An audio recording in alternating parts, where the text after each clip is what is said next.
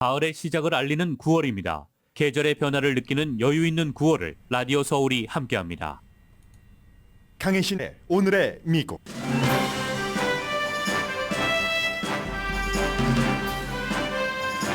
G20 정상회담에 참석하기 위해 오늘 인도로 떠나는 바이든 대통령은 글로벌 무대에서 자신의 리더십을 강조하는 캠페인 광고를 마무리했습니다. 그러나 떠나기 직전 심각한 여론조사 결과를 보고받았습니다. 니키 헤일리 공화당 후보에게 뒤진다는 결과고 다른 후보들과도 2% 이상 차이를 넓히지 못했습니다. 바이든 현 대통령과 트럼프 전 대통령과의 재대결에서도 바이든 대통령이 진다는 여론조사 결과입니다. 응답자의 거의 반은 어떤 공화당 후보라도 바이든 현 대통령보다 나을 것이라고 답했습니다. 트럼프 전 대통령과 마이크 펜스 전 부통령은 서로를 본격적으로 비난하기 시작합니다. 펜스는 트럼프를 인기 영합주의자로, 트럼프는 펜스를 거짓말장이라고 말합니다. 콜로라도주 유권자들이 트럼프 전 대통령은 공직 출마 자격 미달이라고 주장하면서 고소했습니다. 근거는 국가 반역에 가담하거나 도우면 공직 출마가 금지되는 수정헌법 14조 3항입니다. 물론 갈 길은 멉니다. 샌버나디노 카운티 수피리어 법원 판사가 치노밸리 통합교육구의 새로운 정책에 시행정지 명령을 내렸습니다. 학생이 자신을 전형적인 성별 구분에 속하지 않길 원할 때 부모에게 알려야 한다는 그 규정에 대한 판결입니다. 텍사스 리오그란데 강에 설치한 부표 장벽을 제거하라고 연방 판사가 임시 명령을 내렸습니다. 바이든 행정부의 임시 승리입니다. 사우디아라비아가 오일 생산 중단을 연장한다고 발표하고 미국의 에너지값 올라가고 있습니다. 이건 곧 사우디가 미국 정치에도 영향을 미친다는 뜻이기도 합니다. 올해 97세인 일레인 란느, 피트니스 업계의 퍼스트 레이디가 지금도 피트니스 업계에 영향을 미치고 있습니다.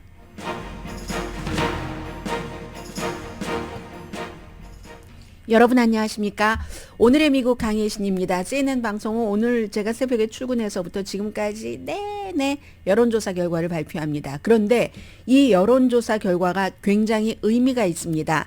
오늘 바이든 대통령이 저녁에 동부 시간으로요. 이 G20 정상회담 하기 위해서 인도로 가고 그리고 인도에서 정상회담 끝나고 난 뒤에는 본인은 베트남 전쟁에 참전해 본 적이 없지만 베트남에 가서 여러 가지 미국이 아시아에서 구축할 만한 것을 구축하고 돌아올 겁니다. 윤석열 대통령은 이미 가 있잖아요. 현지에 인도에. 그런데 오늘 이제 이 바이든 대통령이 정상회담에 참석하기 전에 이제 여러 가지 광고도 만들어 놓고 그 격전지에서 이제 틀 예정이고 기분 좋게 떠나려고 하다가 지금 CNN 방송이 내내 얘기를 하는 여론조사 결과, 제가 CNN 방송을 여러분들께 잘 인용을 해드리지 않습니다. 일반적인 보도를 하더라도 항상 또 이제 그 CNN 방송을 굉장히 싫어하고 하시는 분들도 많이 계시기 때문에 똑같은 뉴스라면 구태여 제가 CNN을 인용을 해야 될 필요가 없잖아요. 그래서 텔레비전으로 눈으로 흐름이 이렇구나 하는 것을 팍스와 비교해서 보지만 인용은 잘 하지 않고 기사도 CNN 방송 것을 쓰지 않습니다. 그런데 이건 쓸 수밖에 없는 게 CNN의 여론조사 결과인데 바이든 대통령에게 무척 나쁜 굉장히 중요한 어떤 그 모멘텀적인 그런 결과를 주고 있거든요. 바이든 대통령이 대선에서 지금 약해지고 있구나. 이런 것을 보여줍니다. 반면에 이제 트럼프 전 대통령은 공화당 사이에서 강해지기는 하지만 사법 리스크가 아무도 알 수 없는 그 위험의 결과를 예측하기 힘든 두 사람 다 일반적인 국민들이 대통령이 되지 않았으면 좋겠어 라고 생각하는데 될 가능성이 높다해서 둘 중에 한 사람이 바이든 대통령이 지금 처지기 시작하는 겁니다. CNN 방송의 여론조사 결과가 이걸 보여줍니다. 기본적으로요. 니키 헤일리를 어제 말씀드렸습니다. 공화당의 후보, 사우스캐롤라이나주의 주지사였고 인도계 이민자의 딸, 그리고 트럼프 행정부 시절에 UN 대사를 지냈고 아주 영리하고 때로는 영악하다고 말할 수 있을 만큼 뭔가를 잘 포착하고 적절하게 행동을 합니다. 말과 행동을. 그만둘 때도 트럼프 전 대통령 이제 많은 사람들이 정말 지쳤어 하기 시작할 때 이 행정부와 더 가다가는 나는 아직 젊은데 미래가 좀 힘들겠어 하고 아주 트럼프 전 대통령과도 적절한 거리를 유지하면서 그만두죠. 트럼프 전 대통령에 대해서도 그 행정부에서 일을 하니까 대부분 이슈에 대해서 찬성을 하다가도 여성 문제, 이건 지나치다, 여론도 지나치다고 생각할 거야 할 때는 항상 반기를 들었습니다. 그 니키 헤일리, 또 어제 여러분들께 전해드렸죠. 이코노미스트는 만약에 공화당 유권자들이, 이코노미스트의 표현이에요, 제정신을 차리고 트럼프가 아닌 니키 헤일리와 같은 후보를 지지한다면, 당의 후보로 뽑는다면 바이든은 질 가능성이 상당히 높다. 최초의 아시아계 여자 대통령이 탄생할 수도 있다. 이게 이제 이코노미스트가 항상 다른 매체보다 앞서갑니다. 앞서가는데 선동적으로 앞서가는 게 아니라 워낙에 출중한 면이 있기 때문에, 또 여론에 굉장히, 여론조사에 강하거든요. 이코노미스트가 영국의 유갑하고 같이 하잖아요. 그래서 그 여론과 이런 통찰력을 바탕으로 쫙 뭔가를 예상을 해놓으면 다른 세계의 모든 매체들이 쫙 따라갑니다. 이 여론조사 결과도 이코노미스트가 먼저 보도하고 나왔는데, 만약에 바이든 대 니키 헤일리가 공화당의 후보가 된다면 49% 대 43%입니다. 굉장히 큰 차이인데요. 이거 제가 마진을 다시 한번 보고 싶습니다. 그 정도로 많이 그 마진이 벌어지나요? 저는 3% 정도가 아닐까 생각을 했었는데 3%가 아니라, 다시 한번 보겠습니다. 맞네요. 49% 대 43%면 이건 오차범위 바뀝니다. 지금 선거가 치러진다면 니키 헤일리가 이긴다 하는 결론이 나오거든요. 그리고 이제 다른 트럼프 전 대통령 일단 빼고요. 요즘 활발하게 활동하는 전 부통령이라든가 플로리다 주지사라든가 비벡 라마스와미라든가 이런 많은 다른 후보들과 바이든 대통령이 겨뤄도 이기기는 이기는데 겨우겨우 정말 2% 이상 차이 나서 이기는 후보가 없습니다. 니키 헤일리에게는 6%포인트로 지고 있고, 그렇다면 트럼프가 공화당의 후보가 돼서 트럼프 대 바이든이 된다면 이것도 집니다. CNN의 여론조사 결과예요. 47% 대 46%. 여기서 5%는 다른 후보를 지지한다고 했고 2%는 아예 투표하지 않겠어. 이렇게 얘기를 했거든요. 이것도 중요하고 바이든 대통령이 다진다는 겁니다. 어차피 니키 헤일리를 제외한 다른 후보 가운데서 지금 공화당의 대선 후보가 될 가능성이 있는 사람이 거의 없잖아요. 물론 지금으로서 거의 없는 겁니다. 그리고 또 하나 중요한 것은 응답자의 46%가 거의 50%죠. 어떤 공화당 후보라도, 애니 공화당 후보라도 바이든 대통령보다 잘할 것 같아. 46%. 그래도 바이든이 대통령도 했는데 바이든이 잘하겠지? 32%밖에 안 됩니다. 그러면 어떤 민주당 후보 지금 이제 3명이에요. 별로 2명은 의미 없습니다만 3명인데 어떤 민주당 후보도 트럼프보단 낫겠지. 44%. 트럼프가 어느 민주당 후보보다 나을 거야. 38%. 여기서도 바이든이 트럼프에게 집니다. 민주당과 민주당 성향의 유권자 67%가 바이든 말고 다른 후보를 보고 싶다고 얘기를 합니다. 민주당과 민주당 성향인데도 5월 달과 비교를 해보면 같은 여론조사에서 5월 달에 54%보다 지금 9월 초인데 67%, 13%나 늘어났습니다. 그런데 여기는 이건 별로 큰 의미는 안 둬도 될 것 같아요. 왜냐하면 민주당이거나 민주당에 가까운 사람들이 다른 후보를 보고 싶다라고 답한 사람 가운데서 82%는 특별한 사람 마음에 두고 있지도 않습니다. 그리고 1%가 지금 두 사람, 마릴린 윌리엄슨 아니면 존 F 케네디 주니어 이런 사람에게 1%가 한다고 하니까 이건 마음에 들진 않아도 결국 투표장에 나가면 바이든을 뽑겠다는 그런 얘기죠. 그럼 민주당 사이에서 가장 중요한 게 뭐냐? 경제다 이런 게 아니에요. 외교도 아니고 나이입니다. 바이든 대통령의 80살이라는 나이가 문제가 된다는 것이고 8월 25일부터 31일까지 1259명을 대상으로 한 여론조사 결과로 오차 범위는 3.5%포인트입니다. 게다 대고 이제 어제 그 특별검사가 바이든 대통령의 아들 헌터 바이든의 총기 살 때 본인 그 마약했다는 것에 체크를 하지 않은 이 문제에 대해서 이제 원래 수사를 하던 검사가 특별검사로 임명이 돼서 조사를 하고 있잖아요. 이달 말에 헌터 바이든을 그 이슈에 대해서 기소한답니다. 이것도 바이든 대통령에게 나쁜 뉴스가 될 겁니다. 그러면 차기 대통령이 트럼프가 될 것인가? 현재로 보면은 만약에 이코노미스트의 표현대로 공화당이 정신을 차려서 트럼프 전 대통령을 후보로 내지 않고 다른 후보로 내는 일이 없다면 트럼프 전 대통령이 후보가 될 텐데 그러면은 트럼프 전 대통령은 좋은가? 트럼프 전 대통령도 지금 여러 가지 문제가 많아서 예측 불가능이 더 위험할지도 모릅니다. 바이든 대통령은 예측이라도 해요. 그리고 사람들도 저 사람 저렇게 인기가 없어 면역성을 키워갑니다. 그에 비해서 트럼프 전 대통령은 오늘 뭐 한국일보 일면에도 나왔더군요. 제가 자세히 기사를 읽어보진 않았지만 읽어보지 못했습니다. 시간이 없어서 안 한 게 아니라 콜로라도주의 유권자들이 트럼프 전 대통령은 공직 출마 자격 미달이라고 주장하면서 고소했습니다. 6명인데 이 6명 가운데 공화당도 있고 무당파도 있습니다. 민주당은 없습니다. 그런데 물론 이렇게 개인이 이렇게 엄청난 고소를 할 때는 무슨 단체 모니터링을 하는 감시 단체의 도움을 받죠.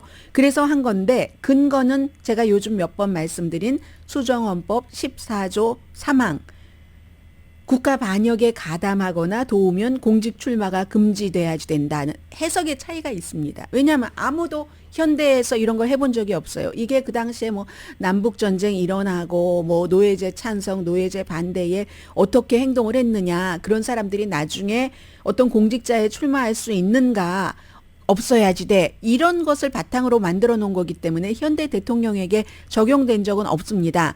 그런데 콜로라도를 말씀드렸지만 다른 주에서도 시도를 이미 했거나 하고 있는 게 있거든요.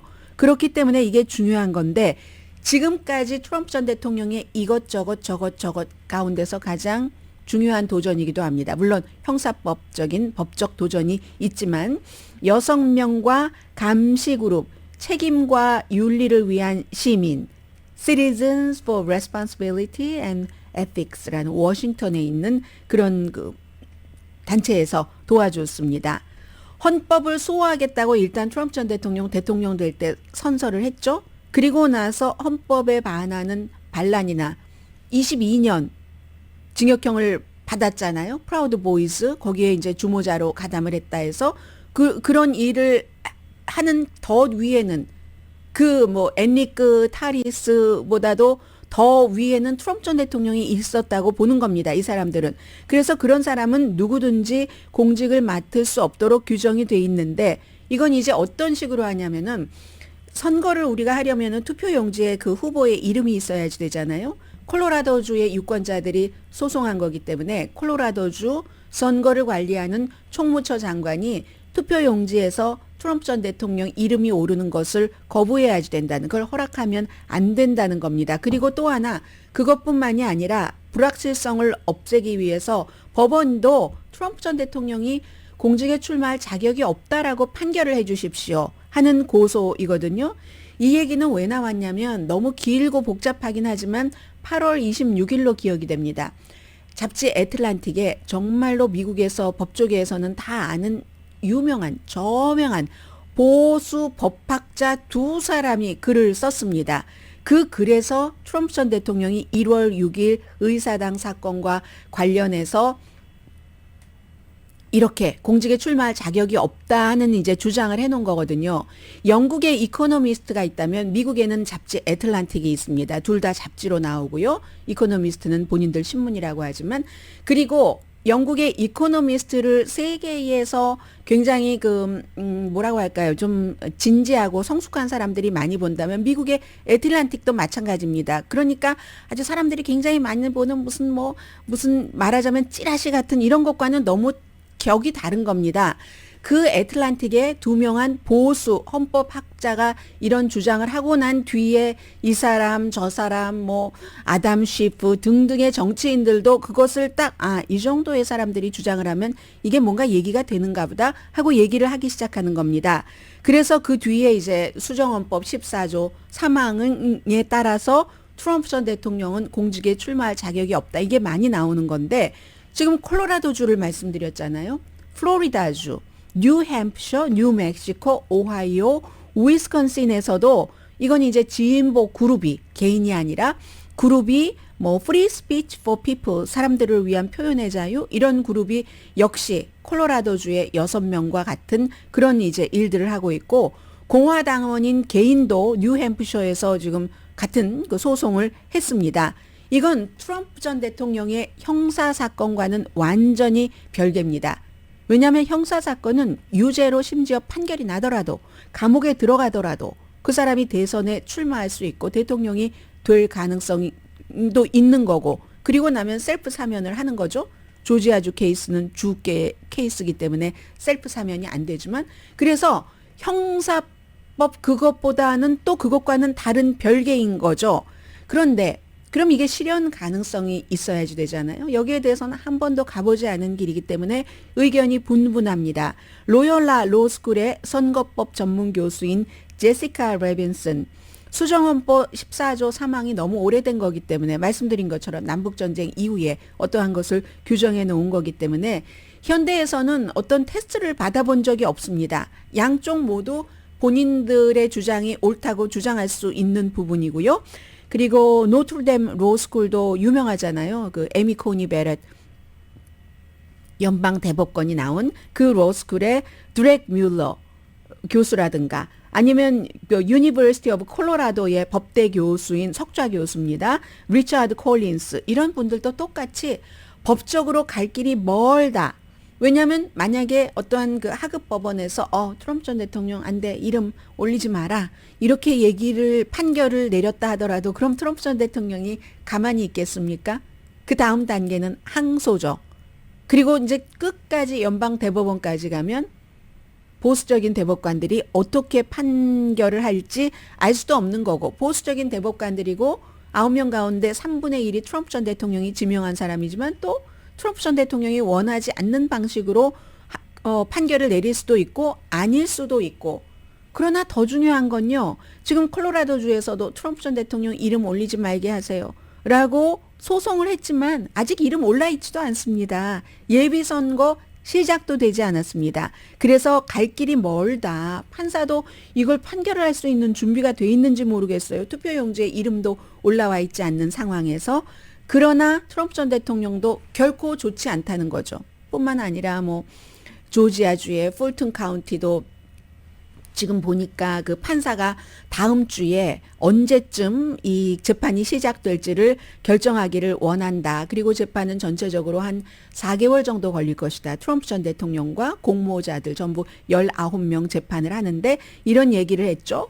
그리고 어제는 정말 이거 미국 콩가루 집안이에요. 공화당은 지금 마이크 펜스 전 부통령이 뉴햄프셔 연설에서 트럼프 전 대통령과 그의 추종자들 뭐 다른 후보들을 완전히 싸잡아서 인기 영합주의자다. 이건 공화당이 아니야. 보수 공화당이 아니야. 나만 유일하게 보수적인 공화당이야. 내가 레이건 대통령 때부터 공화당으로 등록을 해서 활동을 했는데 트럼프 전 대통령 아니지라고 얘기하니까 오늘 당장 트럼프 전 대통령이 뭔 소리야? 마이크 펜스는 거짓말장이잖아 라고 얘기를 합니다. 왜냐하면 아니 내가 언제 마이크 펜스에게 헌법을 위반하라고 얘기를 했어? 마이크 펜스 전 부통령이 계속 하는 얘기잖아요. 헌법을 본인보다 위에 두고 바이든의 당선을 선언하지 말아라 하는 그것을 이제 얘기하는 건데 트럼프 전 대통령은 나는 그런 말을 한 적이 없어. 그리고 내가 원래 그런 스타일로 말하는 사람이 아니야. 난 그런 생각을 한 적도 없어. 마이크 펜스는 지난 7년 동안 나에게 좋은 말만 계속하다가 이제 와서 어두운 사이드로 나가네. 이렇게 같이 그것도 먼 옛날도 아니고 바로 전전 대통령과 부통령을 했었던 사람이 이 정도로 싸우고 있습니다. 이 싸움에서는 트럼프 전 대통령이 일단은 이기겠죠. 지금 지지율 차이가 10배는 나잖아요. 트럼프 전 대통령 공화당 사이에서 한 뭐 60% 받는다면 마이크 펜스 전 부통령은 많아야 6% 정도. 아무튼 이렇게 바이든은 바이든대로 트럼프와 공화당은 공화당대로 어둠 속을 헤치고 있습니다.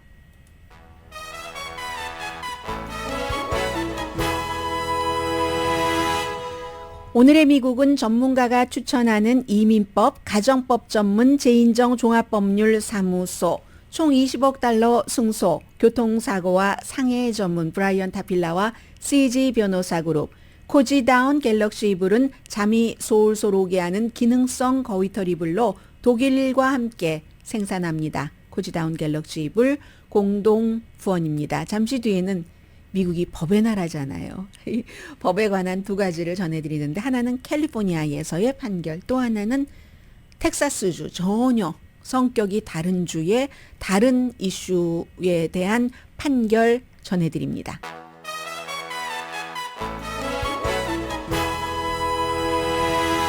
라디오 서울 방송 오늘의 미국 듣고 계십니다.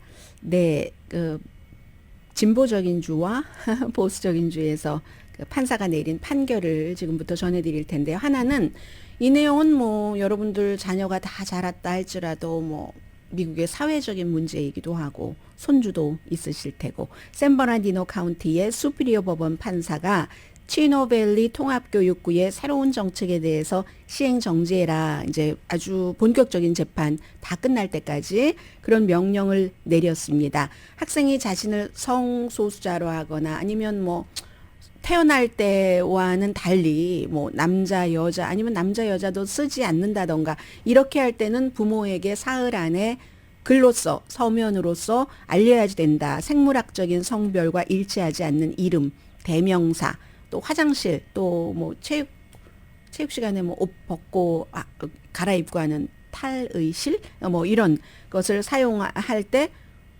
분명히 여자인데 남자 탈의실을 사용하겠다고 한다던가 그런 얘기입니다. 그래서 이거는 부모의 권리 대 학생의 사생활 보호 권리, 여기에 대해서 판사는요, 토마스 가자 판사입니다. 학생의 성 정체성과 관련해서 이 개인 민권법이라든가 아니면 개인의 학생이 어리다 할지라도 어린 학생들도 사생활이 있으니까 이게 또 이제 고소를 한 주정부의 얘기고요. 주정부가 보수적인 교육구를 고소한 케이스입니다. 그래서 소송을 이제 계속하려면은 10월 13일에 일단 청문회가 또 열리고 그 뒤에 너무 이게 이제 광범위하고 그러니까 구체적으로 알아보기 위해서 일단 그 시행은 중지해라. 7월 달에 통과가 된 거고요. 캘리포니아주에서 제일 처음 통과가 됐죠. 그래서 좀 정확하게 디테일한 뭔가 없다. 그리고 또 판사가 얘기하기는 이런 학생의 성 정체성을 논의할 때 교육부가 망상이라든가 정신질환 이런 용어를 사용한 것 자체도 따져봐야지 된다. 민권법 위반인가, 원래 그런 편견이 있어서 그런가, 이런 것들을요.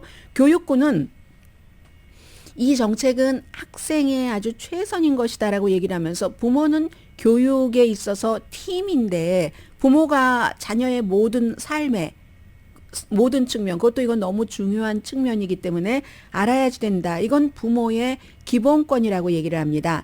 단순히 학교에서 무슨 일이 일어나는지까지도 부모는 다 알 권리가 있는데 이렇게 중요한 것을 부모가 모르고 있다가 부모는 마지막에 아는 사람이 되는가? 이게 말이 되는가? 여기에 동의하는 분들 굉장히 많으실 겁니다.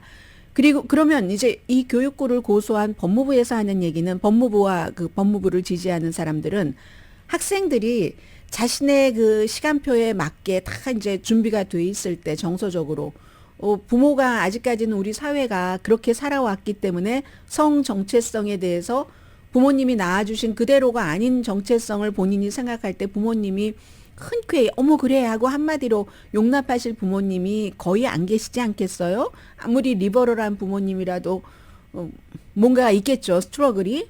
그래서 학생도 그 자신의 가정과 본인과 모든 스케줄에 맞게 준비가 됐을 때 그 성 정체성에 대해서 가족과 얘기를 할 수 있도록 하는 게 중요하다. 뭐 이렇게 얘기를 하고요. 그리고 선생님이 그 과정을 도울 수도 있다. 또 학부모들이 모두 폭력적인 건 아니지만 그렇게 집에서 얘기를 했을 때 학생들이 정말 부모에게 맞아 죽을 수도 있다는 얘기예요. 가장 극단적으로 표현을 하자면 학생들의 안전을 도박판에 내놓을 수는 없다. 이게 이제 법무부가 고소를 하면서 한 얘기고요.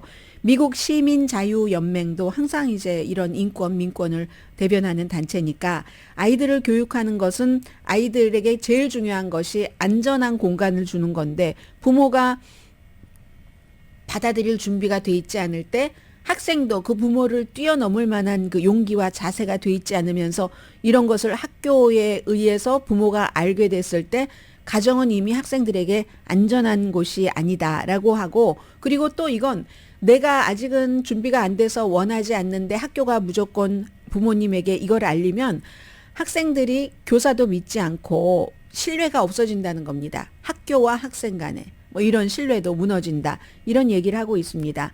그래서 이제 이것은 결국 캘리포니아주는 굉장히 진보적인 주이죠. 진보적인 주에서 이렇게 샌버나디노처럼 보수적인 지역, 치노밸리 통합교육구, 보수적인 곳, 이런 일들이 일어나는 건데, 이게 또 코비드 시대부터 많이 시작이 됐는데, 코비드 시대에 캘리포니아주에서도 우리 오렌지 카운티에서도 마스크 안 쓴다고 하고, 미셸 스틸 그 연방 하원 의원도 얼마나 마스크 쓰는 것에 반대하고 그랬습니까? 왜냐하면 그분은 그분의 지역구를 대변하니까 그런 것이고, 또 진보적인 지역구에서는 아니 마스크를 써야지, 그게 뭐가 어렵다고, 마스크 쓰면은 감기도 안 걸리고 코비드도 막아지고 하는데, 그런데도 이 뭔가가 서로 기준이 다르기 때문에 안 되는 겁니다.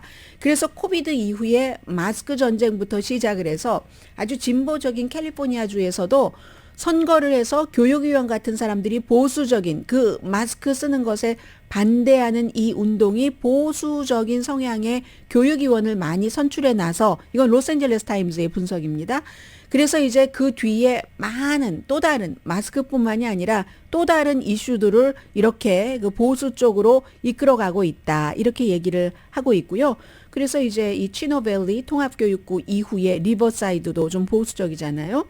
뮤리에타 밸리, 또 역시 리버사이드의 테메큘라, 다 이제 비슷한 지역에 있는 곳이잖아요. 그쪽에 앤더슨 통합교육구도 비슷한 것을 만들어냈습니다. 뭐 샤스타 카운티 다른 지역으로 가면 그렇고, 또 역시 진보적인 오레곤주에서도 이런 일들이 일어나고 지금 논의를 하고 있거든요. 그래서 지금 이런 문제들은 지금 코비드 19도 활발해지면서 텍사스라든가 켄터키라든가 이런 데서 아예 학교에서 마스크 쓰는 것을 의무화하고 싶은데, 워낙에 또 지역이 보수적인 주이니까 마스크 쓰는 것을 의무화하질 못합니다. 또 하면은 또 소송하고 하니까 그냥 차라리 그럼 마스크 쓰는 대신에 학교에 계약은 했지만 나오지 않고 이렇게 컴퓨터로, 코비드 시대에 했던 게 있으니까 온라인으로 공부를 한다던가 이렇게 대처하는 그런 교육구들도 있고요.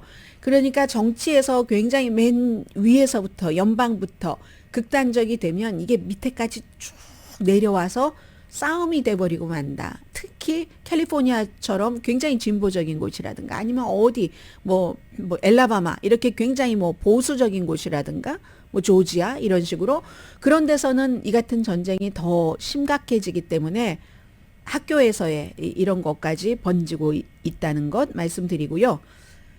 텍사스주는 연방 판사가 텍사스주의 리오그란데 강에 이제 낮은 곳에 사람들이 많이 건너오는 곳에 건너오지 못하라고 그 오렌지색 부표 막 갈고리도 있고 거기 껴서 숨진 사람도 있죠. 그걸 이제 설치를 하고 나니까 연방 정부가 텍사스 주 정부를 고소했습니다. 아니 이거 물길 뭐 수로 같은 거 관리하는 거는 정부가 하는, 연방 정부가 하는 일인데 텍사스가 무슨 권한이 있다고, 이것 때문에 사람도 다치지, 멕시코와 지금 외교 문제가 생겼지, 이렇게 얘기를 했는데 기본적으로 판사는 일단 제거해라 라고 뭐 9월 15일까지 강둑으로 그거 옮기고 다시 또 다른 것을 거기에 설치하지도 말아라. 기본적으로 강의 그 물의 흐름을 방해를 한다. 데이비드 에즈라라는 그 판사입니다. 그래서 소송이 진행되는 동안 이것도 마찬가지로 이제 최종 판결은 아닌 거고요. 그 장벽 다 없애라라고 얘기를 했거든요. 뭐 국경 순찰 때의 작전도 힘들어지고 그 사람들이 뭐 구조할 때도 힘들고 멕시코와의 외교 관계 등등이 있는데, 그런데 판사는 뭐라고 얘기했냐면 난 모든 정치적인 것에 고려한 것이 아니다. 이건 익사할 위험, 사람들이 그 부표로 다칠 만한 인명 이게 더 중요하다라고 얘기를 했습니다. 난 이민에 관한 것도 그런 논쟁을 하고 싶은 생각도 없는데 정치적인 논평을 하려는 것도 아니고 사람들에게 위험하다는 것. 아, 멕시코 관계는 판사도 얘기했네요. 멕시코와 부정적인 관계가 된다는 것은 이 점에 대해서는 아니다라고 판사가 얘기를 했습니다. 그래서 이제 뭐 바로 이렇게 판결이 나오고 난 뒤에 텍사스주의 그렉 에버트 판사가 어떻게 했을까요? 어젯밤에 낮에 판결이 나왔거든요. 항소를 했죠. 이 항소는 바이든 행정부의 잠정적인 승리지만 그렉 에버트 주지사도 부표를 또다시 설치하지 말라고 했잖아요. 그러니까 다른 방식으로 이 강을 건너서 오지 못하도록 막겠다. 우리는 고통당하는 건 우리야. 텍사스가 아니 왜 그렇게 난민 신청을 하러 오는 사람들이 막 건너와서 난민 신청하러 오는 사람들이라고도 얘기하지 않잖아요. 불법 체류자들이 건너와서 우리를 힘들게 하느냐고라고 해서 절대로 또 주지사 또 입장 변화가 있을 것 같지 않습니다. 이거 다 세금으로 하는 거고요. 오퍼레이션 런스타라고 해서 이 같은 작전에 지지하는 텍사스 주민이 굉장히 많기 때문에 텍사스의 주지사도 이 같은 일을 한다고 보여지고요. 잠시 뒤에 뭐 오일값 그리고 잠시 뒤에는 몇 가지 나이에 관한 생각, 현실 전해드립니다.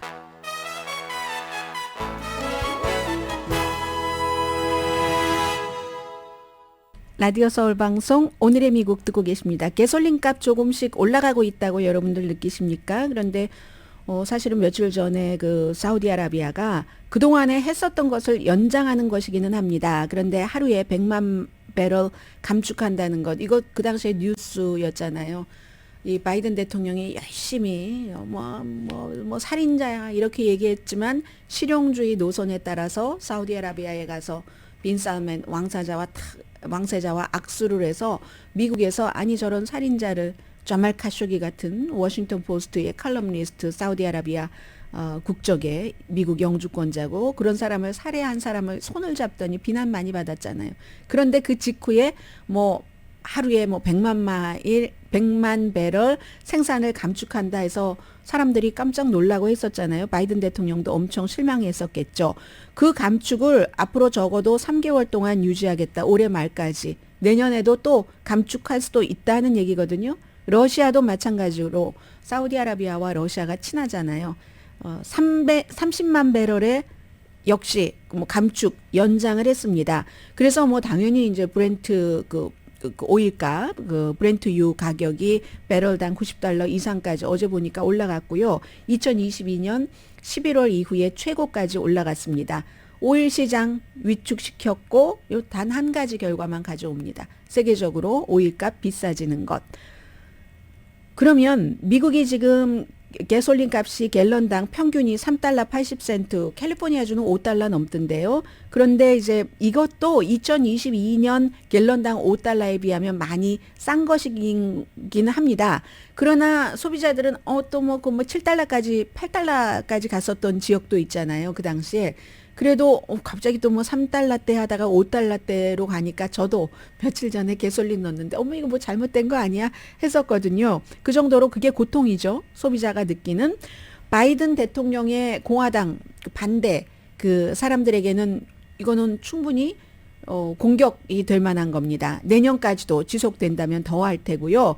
첫 번째 토론에서도 열심히 공화당의 예비선거 후보들이 얘기를 하던데 2022년 최고치보다 훨씬 낮은데도 불구하고 이런 걸 보면 마켓과 시장과 정치는 멀지가 않다 하는 것을 알 수가 있고요. 자, 그리고 제가 나이를 몇 가지를 말씀을 드리겠습니다. 나이에 관련된 아침에 이제 뉴스를 쭉 보다 보면 여러분들께 전해드리지 못하는 많은 것을 보면서 제 스스로 어떤 느낌을 갖죠. 느낌을 가지면서 전해드리면 좋은데 전해드려야지 될 시간이 한정돼 있으니까 꼭 전해드리고 싶은 게 있고 전해드려야지만 되는 게 있잖아요. 여러분들은 어떠세요? 뭐 원하는 걸 먼저 하세요? 아니면 해야 될 것을 먼저 하세요? 저는 개인적으로는 사실은 해야 될 것 제치고 원하는 것부터 하느라고 항상 문제지만 뉴스는 항상 원하는 것보다는 꼭 여러분들께 보도를 해드려야지 될 것부터 선택을 하거든요. 그건 제가 잘합니다. 그래서 전해드리지 못할 만한 그런 내용들인데 전부 나이에 관한 것이었어요. 예를 들어서 브루스 스프링스틴이 Born in the USA 소아성 그 궤양을 치료하느라고 9월 달에도 그 공연을 많이 하는데 의사가 남은 공연을 연기하라고 해서 전부 연기했거든요. 이 사람이 몇 살이냐면 무대에서 얼마나 열정적으로 기타 치고 노래합니까? 74세입니다. 아직 젊어요. 그러다가 롤링스톤스가 어제 이제 새로운 앨범을 발표를 한다라고 발표를 했어요. 그 새 앨범이 18년 만에 나오는 건데 10월 20일에 나오고 최근에 이제 뭐 2021년인가 드러머가 숨지고 나서 이제 나온 건데 영국의 매체들을 쭉 보면은 시판은 안 됐지만 들어봤을 거 아니에요. 비디오도 보고 했을 것 아니에요. 너무 좋다. 완전히 폭발적이다. 텔레그래프가 그렇게 썼고 1978년 이후에 최고의 앨범이다. The Time of London이 그렇게 했는데 해크니 다이아몬드라는 제목이랍니다. 앨범이. 이건 이제 뭔가 유리 파편 어떤 스토리가 있는 유리 파편을 뜻하는 그런 슬랭이라고 얘기를 하는데 리뷰가 굉장히 좋거든요. 믹 제거가요 80살이에요. 계산해 봤더니 80살인데도 그 열정적인 공연을 하는 겁니다. 그리고 이 내용은 7월 4일에 보도됐다가 뉴욕타임즈가 업데이트를 해놨습니다. 일레인 랄란드라는 사람들은 잘 모르지만 어쨌든 그 피트니스 업계의 남편과 같이 퍼스트 레이디로 불리던 사람인데 남편은 몇 년 전에 숨졌고요. 97세인데 이분이 아직도 피트니스 업계에서는 뭔가를 쉐이핑을 한다는 얘기입니다. 해서 그의 남편 잭는 60년 동안 함께 남편과 파트너로 일했는데 현대 피트니스의 아버지 그러니까 퍼스트 레이디라고 얘기를 하는 거예요. 막 쇼도 많이 했고 하는데 이 일레인 랄란드라는 분이 97세인데 너무 근사해요. 검은색 폴로든가요? 입고 바지 입고 다 이제 이렇게 막 하는데 지금도 업계를 97세인데 이끈다는 겁니다. 아침 운동을 침대에서 일어나기 전에 20번 잭 나이프 하고 다리에 이제 팔이 이렇게 닿게 하는 거 있잖아요. 일어서지는 않고 누워서 그리고 옷 입고 화장하고 이렇게 그 싱크에 가서 푸시업을 또 팔굽혀펴기 같은 것을 싱크 이렇게 하고 집에 이제 짐이 있어서 그 트레이드밀에서 어필 걷기를 좀 하고 그렇게 하면서 계속 하는데 이건 97세인데 어떻게 이렇게 할 수 있는가 아주 멋지세요. 그 모든 것은 어깨 위에서 나온다. 어깨 위에 있는 거라고는 머리밖에 없습니다. 나는 할 수 있어. 하는 그렇게 해서 건강을 한다는 겁니다. 그래서 남편과 원래 연예계에서 일하고 싶어서 조금 일을 하고 남편이 엔터테이너였는데 등등 해서 등등등등 하고 한 번은 이분이 첫 번째 결혼해서 낳은 20살 때의 딸이 사고로 숨졌어요. 그때 내가 죽나? 일어나나? 하다가 내 딸이 내가 그렇게 쓰러지는 걸 원치 않지 하면서 열심히 이제 이렇게 하고 정신과 몸을 다 건강하게 해서 예전에는 막 20대 때는 막 점심으로 캔디를 먹고 그때는 그랬어요. 못 먹고 못 살 때니까. 그렇게 했지만 그 이후에 건강하게 식생활도 그렇지만 지금도 눈 뜨자마자부터 운동도 하고 하면서 하는데 이분이 얘기한 게 92세가 되니까 좀 속도가 느려졌다고는 얘기를 하십니다. 그리고 지난 10년 동안 10번 넘어지셨는데 그런데 한 번 넘어지면 끝이다라고 하잖아요. 운동을 계속 해온 게 있기 때문에 체력이 다시 일어서는데 도움이 됐다라고 하면서 움직이지 않으면 움직일 수 없게 된다. 그래서 나는 97세인데도 이 피트니스 업계에 무슨 다큐멘터리, 필름 등등 하고 계시는 일들이 너무 많아요. 그런 것들을 관리할 수 있다 해서 지금 정치에서의 80세는 많은지 모르겠습니다. 85세, 다이언 파인스타인 90세. 이건 많은지 모르지만 각자의 그 업계에서 여러분과 제가 이제 나이가 들어가고 있으니까 뭐든지 우리는 할 수 있습니다.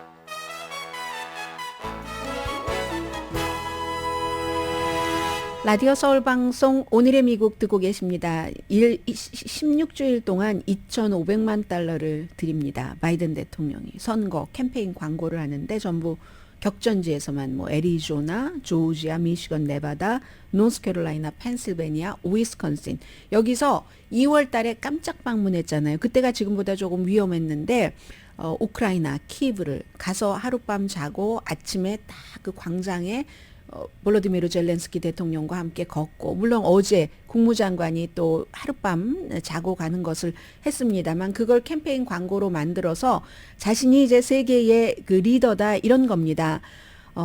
밤에 우크라이나에 들어가서 아침에 전쟁으로 피폐해진 거리에서 동맹국과 나란히 어깨를 하고 걸었고 폭군이 민주주의를 뺏기 위해서 전쟁을 벌이고 있는 곳에서 민주주의를 옹호했다고 블라디미르 푸틴 얼굴 쫙 보여주고 하는 그런 것을 지금 일요일부터 이제 60미닛부터 한다는 거거든요. 이거 딱 남겨놓으면서 G20 정상회담에 가서 또 그곳에서 뭔가를 해오고 베트남 가고 그제였나요? 베트남전에 참전했었던 분께 이제 훈장도 드리고 했거든요. 이렇게 외교적인 것으로 가지고 간다 하는 건데 지지율이 지금 39%밖에 되지 않기 때문에 바이든 대통령 맨 앞에 말씀드린 것처럼 그다지 입장이 좋지 않습니다. 그리고는 이제 또 어제 그 국무장관이 가서 전체적으로 한 10억 달러 정도를 우크라이나에 추가로 지원을 한다고 하면서 이슈가 되고 있는 러시아에서 지금 엄청나게 비난을 하고 있습니다. 우라늄 성분의 우라늄 반탱크 포탄 같은 것을 보낸다. 미국은 처음 보내는 거고요. 영국은 이미 보내고 있었는데 뭐 한국말로는 열차 우라늄 대전자탄 뭐 이렇게 표현하던데 너무 어려워요. 아무튼 그런 포탄인데 몇 개월 안에 보낸다는 겁니다. 왜냐하면 몇 개월 안에 에브람스 탱크가 우크라이나에 도착하고 거기에 쓰여질 것이라는데 러시아 대사관이 당장 비인도적인 행위다. 이건 뭐 암을 일으킬 수가 있고 이거 보면은 미국이 우크라이나의 반격이 실패했다는 것을 인정하는 거네. 그러니까 초조해서 이렇게 보내는 거 아니야? 이런 얘기도 하고 이거 뭐야? 거짓말이야? 뭐 하려는 거야? 어떻게 우라늄이 포함된 탄약을 쓸 수가 있단 말이야. 미국이 이런 얘기를 하거든요. 또 미국 얘기를 들어보면은 러시아에서 쓰고 있는 그런 그 포탄에서 방사선이 나오는데 그 방사성 그 먼지 있죠. 그런 것을 바로 이게 또 흡수를 한답니다. 그게 흡수가 되지 않으면 우크라이나의 기간 산업, 뭐 지하수가 오염되고 이럴 수 있다는 거거든요. 그리고 무슨 뭐 암 발병 위험성 같은 것은 뭐 생각보다는 조금 과장된 것이다. 뭐 이런 얘기를 지금 하는 거고요. 어쨌든 미국으로서도 할 수 있는 거 다 하는 겁니다. 김정은 위원장과 블라디미르 푸틴 러시아 대통령이 같은 우크라이나를 중심으로 해서 이슈로 만나기 전에 국무장관은 그렇고 미국 대통령은 선거와 맞물려서 딱 이런 것을 선전을 하는 그런 그 미국의 모습입니다. 오늘의 미국은 전문가가 추천하는 이민법, 가정법 전문 재인정 종합법률 사무소, 총 20억 달러 승소, 교통사고와 상해 전문 브라이언 타필라와 CG 변호사 그룹, 코지다운 갤럭시 이불은 잠이 솔솔 오게 하는 기능성 거위털 이불로 독일과 함께 생산합니다. 코지다운 갤럭시 이불 공동 후원이었습니다. 10시에 좋은 아침, 좋은 하루, 당선이 아니라 방송됩니다. 머릿속에 뭘 생각하면서 그랬냐면요. 생각보다 시간이 조금 많이 남았네 하면서 오늘 클로징 그래도 반 정도는 준비한 것에 할 수 있겠네라고 생각하다가 말이 헛나갔어요. 3명의 여성을 생각했는데 2명은 멕시코의 대선 후보입니다. 멕시코에요. 여당과 야당이 전부 여성이에요. 그래서 누가 되든지 차기 멕시코 대통령은 여자입니다. 처음에는 여당이 될 것 같았는데 갑자기 야당에서 상원 의원이 나와서 뭐 그게 원주민계고 스토리가 많아요. 그래서 어떻게 될지 모르지만 여자일 것이다. 또 하나는 필라델피아 감옥에서 죄수가 탈출했잖아요. 보니까 이렇게 벽이 있으면 양쪽 벽 사이를 키니 모니가 맞았어요. 딱 쉬는 시간에 벽 사이를 팔은 이쪽 벽, 발은 이쪽 벽으로 해서 올라가서 지붕에서 탈출한 거거든요. 근데 여성 어머니가 아들아 돌아와라 헬기 위에서 그렇게 다시 돌아와라 탈옥수인 아들에게 그렇게 얘기를 합니다. 강희신이었습니다.